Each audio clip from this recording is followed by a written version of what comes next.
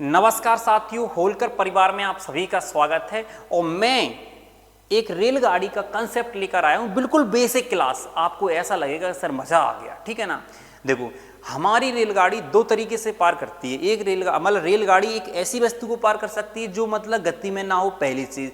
और दूसरा केस ये है कि हमारी रेलगाड़ी ऐसी वस्तु को पार करेगी जो गति में। तो पहले केस में हमारी रेलगाड़ी ऐसी वस्तु को पार करेगी जो गति में नहीं है। जैसे मान लो कि हमारी ये रेलगाड़ी है, एक खम्मा गड़ा हुआ है, ये पेड़ हो सकता है, ये आदमी खड़ा हुआ है, ये गति में नहीं है।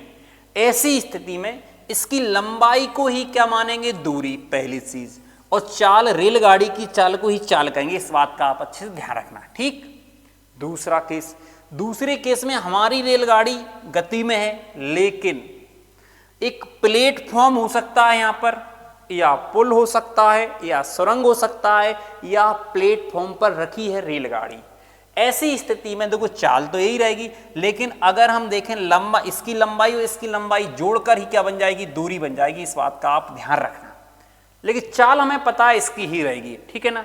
पहला केस समझ में आ गया आपके लाने, जब हमारी रेलगाड़ी ऐसी वस्तु को पार करती जब कोई वस्तु गति में नहीं है।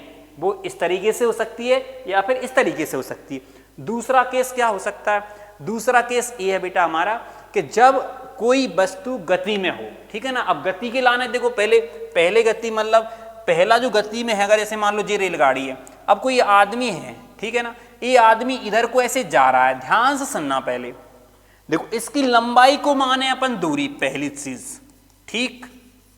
इसकी मतलब रेलगाड़ी की लंबाई को क्या मानेंगे? दूरी, ठीक है। अब देखो, ये रेलगाड़ी जा रही है ऐसी, अगर आदमी ऐसा जा रहा है तो चालें जुड़ जाएंगी। इस बात का आप ध्यान रखना अच्छे से। क्या होना है? चालें जुड़ जाएंगी, ठीक है।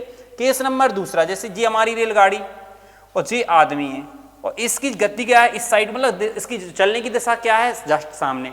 ऐसी स्थिति में देखो, यहां पे मैंने कहा था चालें जुड़ जाएंगी, लेकिन यहां पे देखो इसकी लंबाई को अपन दूरी मानेंगे, और हमें पता जो आदमी है उसी दिशा में जा रहा है, तो यहाँ पे चालें बेटा घट जाएंगी। इस बात का आप अच्छे से ध्यान रखना, ठीक। इतना समझ में आ गया।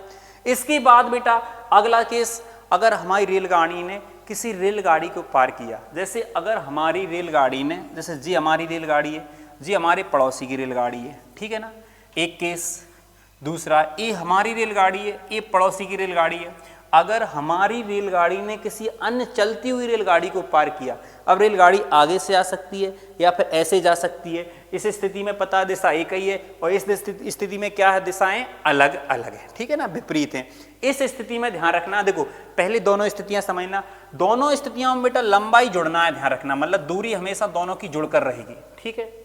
और यहां पर भी लंबाइयां जोड़ना है, यहां पर दूरी दोनों की जुड़कर आई। इस बात का ध्यान रखना। लेकिन यहां पे अगर चालें देखें, स्पीड देखें, तो बेटा यहां पर देखो दिशा एक ही है, तो चालें घटना है। दिशा अगर एक दूसरे के विपरीत है तो चालें बेटा जुड़ना है। इस बात का आप अच्छे से ध्यान रखना, ठीक है ना।